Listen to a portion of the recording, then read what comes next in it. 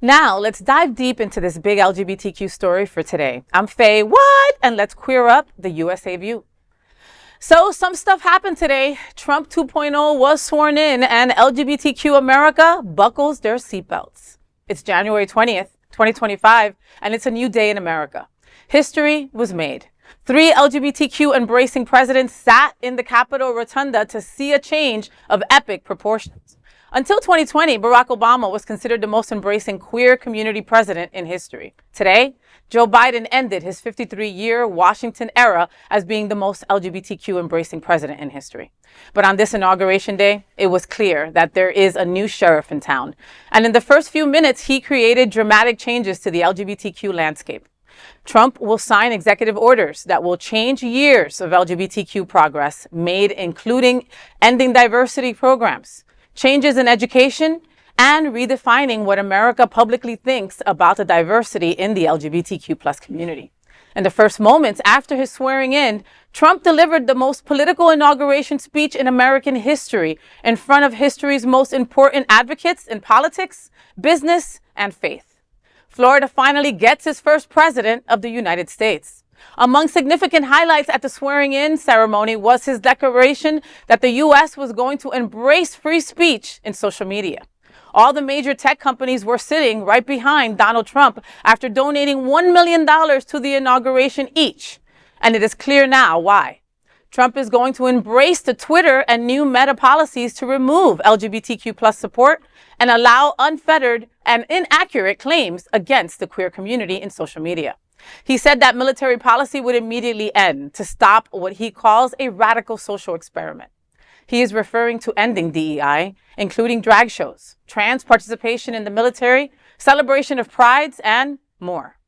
It became clear today why so many major corporations have said they will not participate in DEI programs. They saw the playbook that Trump will bring about today. He fulfilled his promise in the speech to change the name of the Gulf of Mexico to the Gulf of America, and that he was taking back the Panama Canal from Panama.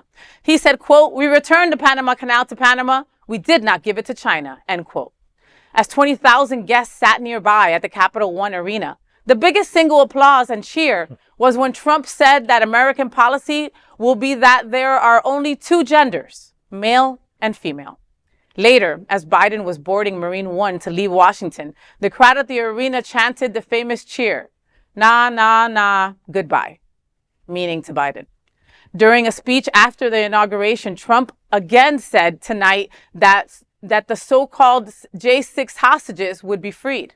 He said we are talking about 99% of them. Inauguration Day made it very clear that the sun sets on the LGBTQ America we knew yesterday, and tomorrow, a sun rises on an America that will change dramatically. The queer community buckles up for these changes.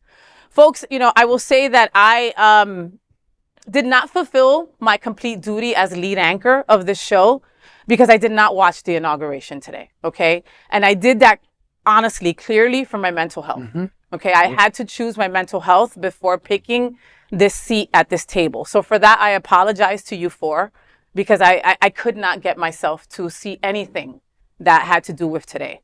I feel bad. I feel hopeless. I feel angry. I feel scared predominantly, mostly. Just thinking about the my LGBTQ plus friends who are in the military and still want to serve. Still thinking about my trans siblings.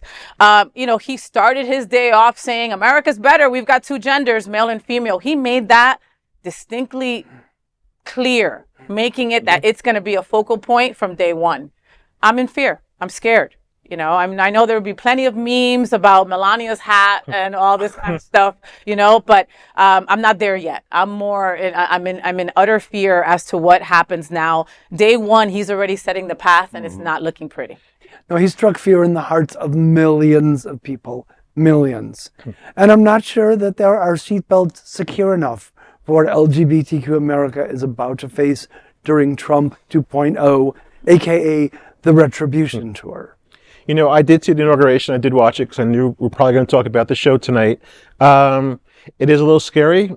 And, at least I watched, I know what we're up against. And as a community, this gives us a chance to band together and do our best and we always do our best when we have our challenges. We have to look at it that way. We have 4 years. We have to deal with it. Let's figure out and deal with it as a community and embrace each other. I was like you, Faye. I really just couldn't watch this today. You know, it wasn't something that was on my list today to do. So but I do want to take this opportunity to thank, you know, President Joe Biden and Vice President Kamala Harris for a wonderful 4 years, and for, you know, all of the great positive work. You know, he championed so wonderfully for the LGBTQ plus community. And it's going to be a challenge for, you know, some of our transgender and non-binary, you know, community members, you know, in the next 4 years. And, you know, I just know that I will be supporting them and their communities, and, you know, and doing everything that I can, you know, to uplift, you know, and spread the good word about, you know, about it, you know, because as we all know, you know, as sometimes, you know, governments change hands, you know, in 4 years it could change, or even in 2 years it can change. So, you know, and we've been through this before. And we've survived, but that's the resilience of our community. 100%. I remember when Kamala was announced, right? When she was going to be running. I want to like grab some of that hope that I had for those couple of weeks when Kamala was running for president, and that I felt that there might be a possibility that things would change. I was utterly wrong, unfortunately, but that hope that I had, I bottled a little bit and I put it away just in case I might need it, right? And I might go to it very often in these next 4 years, you know? But like you boys said, unification is the key. That is the only way that we will get past this. Unfortunately, there are talks from white gay men that are saying, okay, this is the point. This will be the moment that we could break free, right? We can now continue with getting what we need to get done, and let's just not take the T with us. Let's not take the Q plus with us, you know? You've heard this. I've heard this. And it's now, and it's now more than ever a time to not do that. It's to completely go the opposite way. And know that the reality is that the four of you being white gay men, if you don't tell anybody you're gay, no one's going to know. Okay. But our trans siblings many don't have that luxury. Right. And they're the ones who I fear for. I look at, you know, I've got 4 friends who actually are trans men that are in the Air Force.